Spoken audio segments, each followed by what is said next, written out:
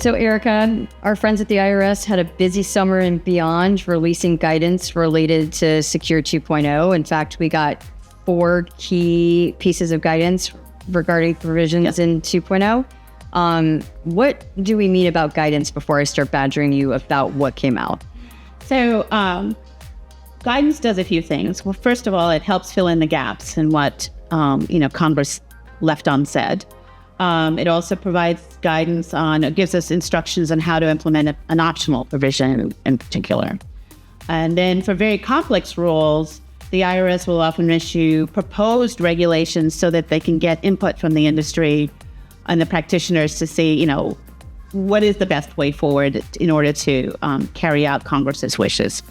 But actually, for most of the Secure 2.0 provisions, we don't expect to receive any guidance. But we do have these 4 that you mentioned. Okay, so even though we don't need guidance for most of the provisions, many of them do require guidance, right?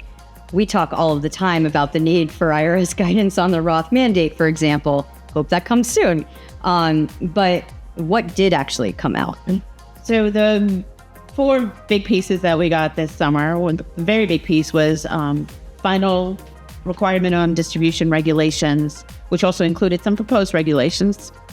We received guidance on 2 of the new 10% penalty exceptions that Secure 2.0 issued in, one of which was the domestic abuse distributions and the emergency personal expense distributions.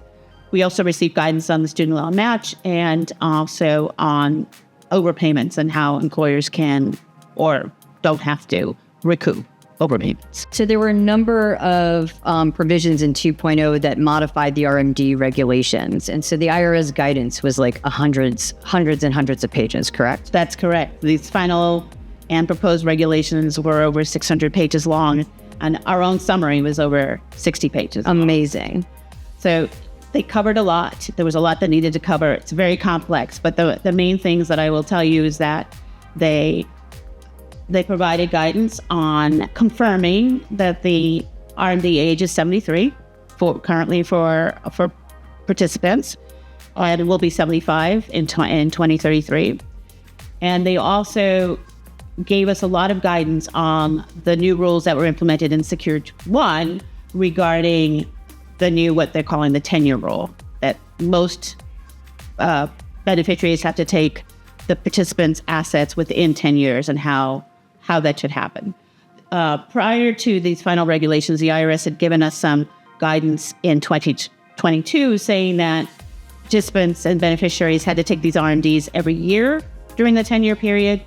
And these final regulations gave us some grace on that as long as we were interpreting the regulations and proposed regulations in a reasonably good faith manner. However we handled it was fine. But going forward, it's going to have to be, once you start and you're using, when using what we call the stretch rule, then you have to take it every year. As I said, these regulations are very complex, and we will be providing more guidance along the way.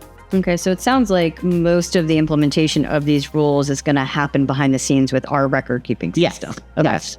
Most plan sponsors and participants don't need to think about how do I implement this, except one thing the guidance did do was tell us that in the absence of a very specific plan provision regarding a particular choice of how a beneficiary or participant could take the money, the IRS gave us defaults. So if a plan doesn't want those defaults to be what's applicable to their plan, they're going to have to modify their plan document. We will do that for all of those plans that are on our model plan. We'll have both options available. But if you're operating an individually designed plan, you'll need to look into that. Okay. Good to know that Mission Square is prepared. We are.